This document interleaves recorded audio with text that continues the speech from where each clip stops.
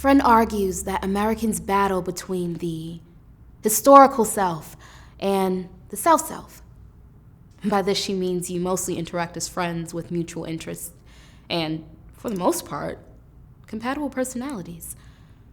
However, sometimes your historical selves, her white self and your black self, or your white self and her black self, arrive with the full force of your American positioning. Then you are standing face to face in seconds that wipe the affable smiles right from your mouths. What did you say? Instantaneously, your attachment seems fragile, tenuous, subject to any transgressions of your historical self. And though your joined personal histories are supposed to save you from misunderstandings, they usually cause you to understand all too well what is meant.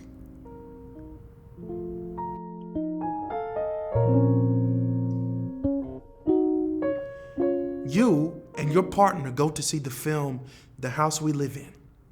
You ask your friend to pick up your child from school. On your way home, your phone rings. Your neighbor tells you that he is standing at his window watching a menacing black guy casing both your homes. He's walking back and forth, talking to himself, and seems disturbed. You tell your neighbor that your friend, whom he has met, is babysitting. He says, no, it's not him. He's met your friend, and this is not that nice young man. Anyways, he wants you to know he's called the police.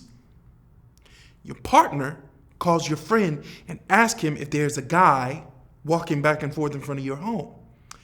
Your friend says if there was anyone outside, he would see him because he is standing outside. You hear the sirens through the speakerphone. Your friend is speaking to your neighbor when you arrive home. The 4 police cars are gone. Your neighbor has apologized to your friend and is now apologizing to you. Feeling somewhat responsible for the actions of your neighbor, you clumsily tell your friend that the next time he wants to talk on the phone, he should just go in the backyard. He looks at you for a long minute before saying that he can speak on the phone wherever he wants. Yes, of course, you say. Yes, of course.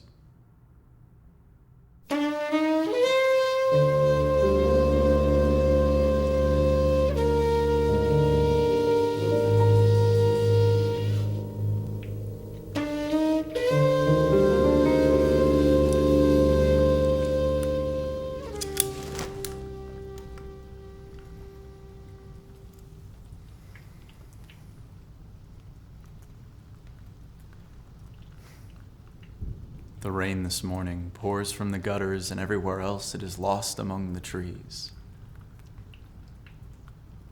You need your glasses to single out what you know is there, because doubt is inexorable. You put on your glasses.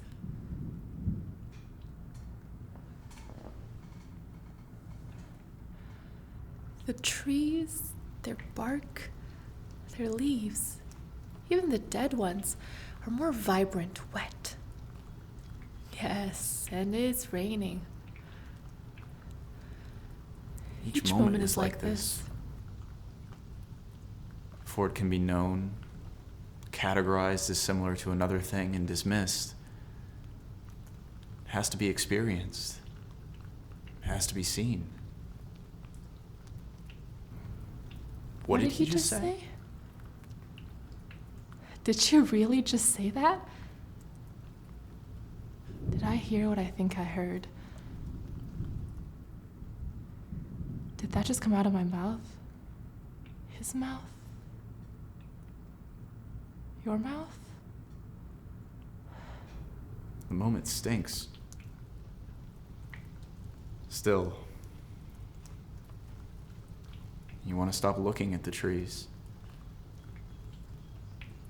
You want to walk out and stand among them. And as light as the rain seems, it still rains down on you.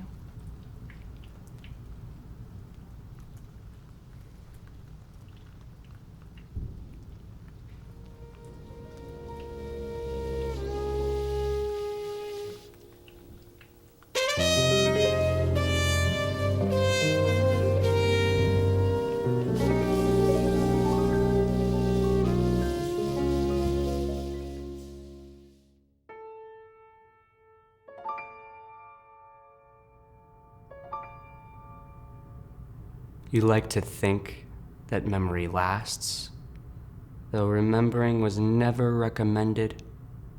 Forget all that, the world says. The world's had a lot of practice. No one should adhere to the facts that contribute to narrative, the facts that create lives. To your mind, feelings are what create a person. Something unwilling, something wild, vandalizing whatever the skull holds. Those sensations form a someone. The headaches begin then. Don't wear sunglasses inside, the world says. Though they soothe sight, soothe you.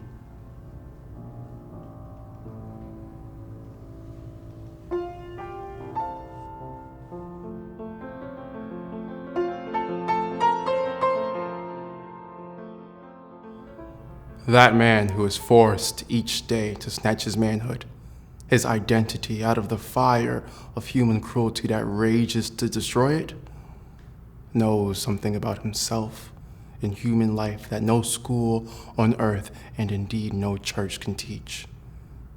He achieves his own authority, and that is unshakable. This is because in order to save his life, he is forced to look beneath appearances, to take nothing for granted, to hear the meaning behind the words. We hear, and we remember. The state of emergency is also always a state of emergence. C'est carton rouge, oh non! Et voilà ce que je redoutais, c'est no! Non si può! Rischia di rovinare una carriera con una testata indecente, Zidane! Do you think with 2 minutes left from the end of a World Cup final, 2 minutes from the end of my career, I wanted to do that? Each decision gave rise to the same hesitations, produced the same despair. No one is free. For all that he is, people will say he remains for us, an Arab. You can't get away from nature. Big Algerian shit. Dirty terrorist.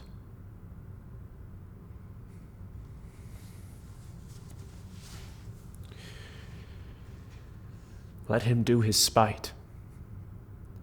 My services, which I have done, shall out-tongue his complaints.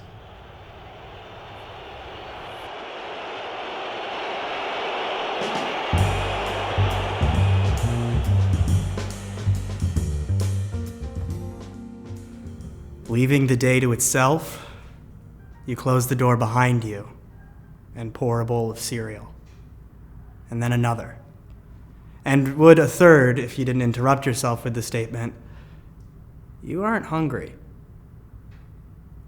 Appetite won't attach you to anything, no matter how depleted you feel.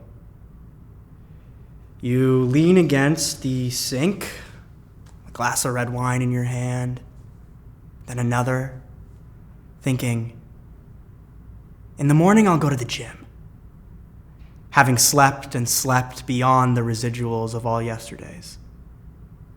Yes, and you do go to the gym and run in place, an entire hour running. Just you and your body, running off each undesired, desired encounter.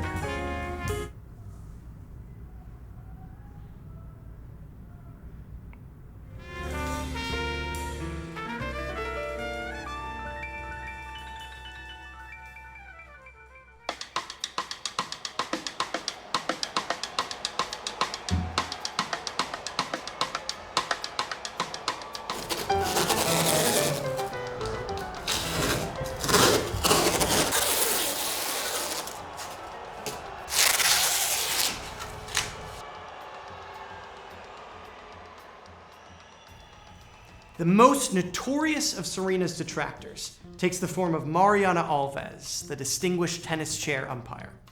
In 2004, Alves was excused from officiating any more matches on the final day of the US Open after she made 5 bad calls against Serena in her quarterfinal matchup against fellow American Jennifer Capriati. Serena, in her denim skirt, black sneaker boots, and dark mascara, began waving her finger and saying no, no, no, as if by negating the moment she could propel us back into a legible world. And here Serena is, 5 years after Alves, back in the US Open again in a semifinal match, this time against Belgium's Kim Clijsters. A line judge employed by the US Open to watch Serena's body, its every move, says Serena stepped on the line while serving. What? What, are you serious? No foot fault. You definitely do not see a foot fault call there, says McEnroe. That's over officiating for sure, says another commentator. Even the ESPN tennis commentator, who seems predictable in her readiness to find fault with the Williams sisters, says that foot fault call was way off. 2 years later, Serena is playing the Australian Sam Stosur in the US Open Finals. It is all too exhausting, and Serena's exhaustion shows in her playing. She is losing a set and a game down. Yes, and finally she hits a great shot, a big forehand, and before the ball is safely past Sam Stosur's hitting zone, Serena shouts, "Come on!" thinking she has hit an irretrievable winner. The umpire, Ava Azdaraki, rules correctly that Serena, by shouting, interfered with Stosur's concentration. Subsequently, a ball that Stosur seemingly would not have been able to return becomes Stosur's point. Serena's reply is to ask the umpire if she is trying to screw her again. She remembers the umpire doing this to her before.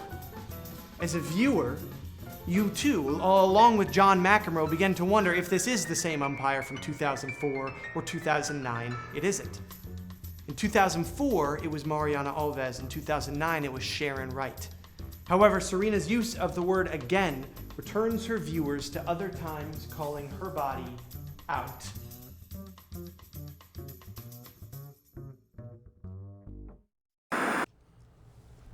For years, you attribute to Serena Williams a kind of resilience appropriate only for those that exist in celluloid. Neither her father, nor her mother, nor her sister, nor Jehovah, nor God, nor Nike Camp could shield her ultimately from people who felt her black body didn't belong on their court, in their world. From the start, many made it clear Serena would have done better struggling to survive in the two-dimensionality of a Millet painting rather than on their tennis court. Better to put all that strength to work in their fantasy of her working the land rather than be caught up in the turbulence of our ancient dramas, like a ship fighting a storm in a Turner seascape. The most notorious of Serena's detractors takes the form of Mariana Alves, the distinguished tennis chair umpire. In 2004, Alves was excused from officiating any more matches in the US Open after she made 5 bad calls against Serena in her semifinal matchup. And though you felt outrage for Serena after that 2004 US Open, as the years go by, she seems to put Alves in a lengthening list of other curious calls and oversights behind her as they happen. Yes, and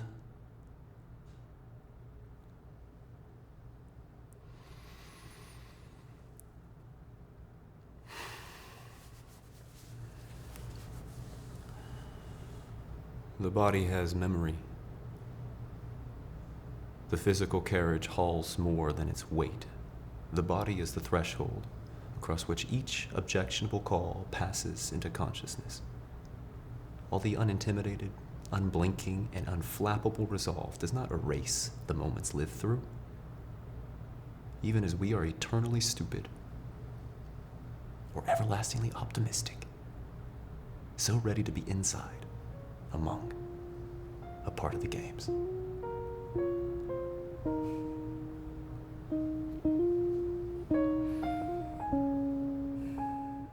I can hear the even breathing that creates passages to dreams.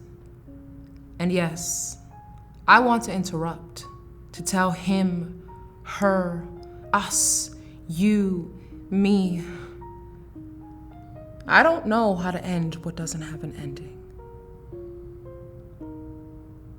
Tell me a story, he says, wrapping his arms around me.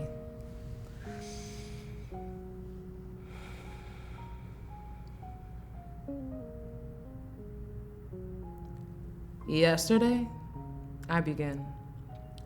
I was waiting in the car for time to pass.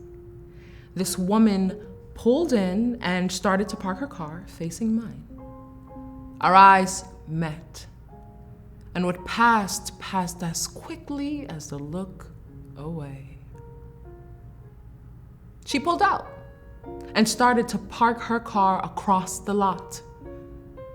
I could have followed her to worry my question, but I had to go. I was needed on court. I grabbed my racket. Sunrise is slow and cloudy, dragging the light in, but barely. Did you win? He asks. It wasn't a match, I say. It was a lesson.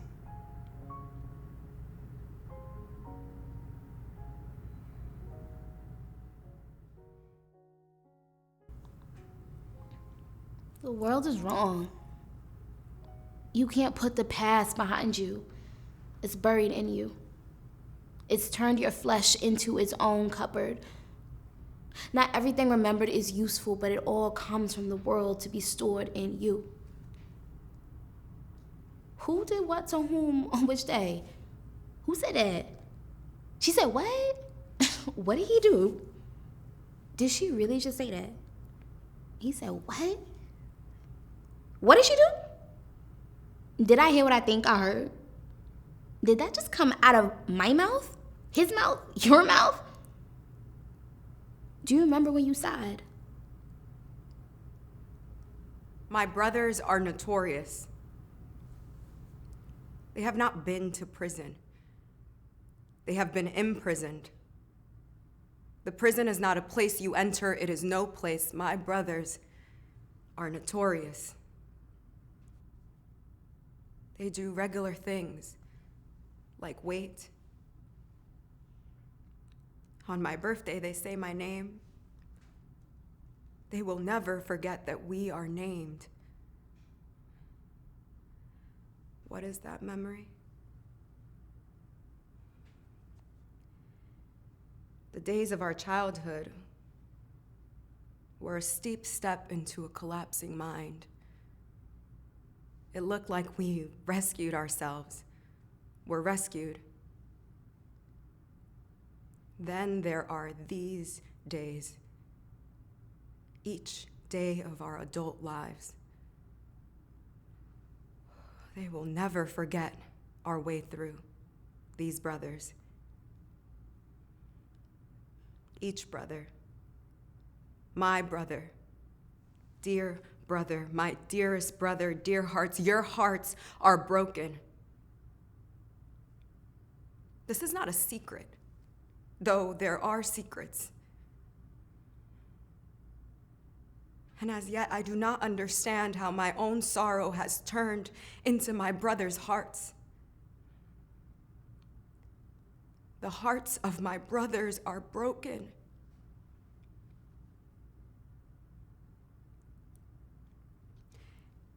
If I knew another way to be, I would call up a brother. I would hear myself saying, my brother, my dearest brother, dear hearts. If I called, I'd say goodbye before I broke the goodbye. I'd say goodbye before anyone can hang up. Don't hang up. My brother hangs up though he is there. I keep talking. The talk keeps him there. The sky is blue. Kind of blue. Is it cold? Are you cold? It does get cool. Is it cool? Are you cool?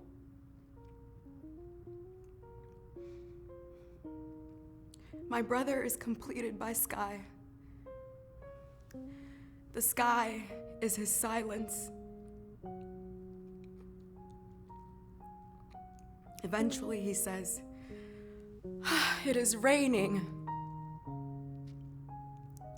It is raining down." It was raining. It stopped raining. It is raining down. He won't hang up.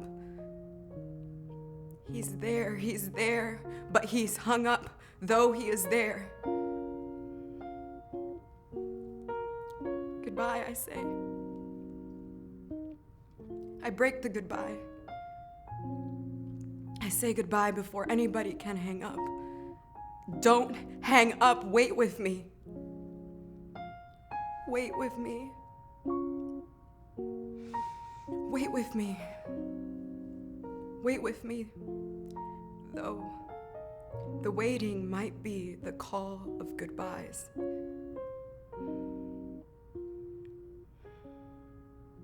My brothers are notorious.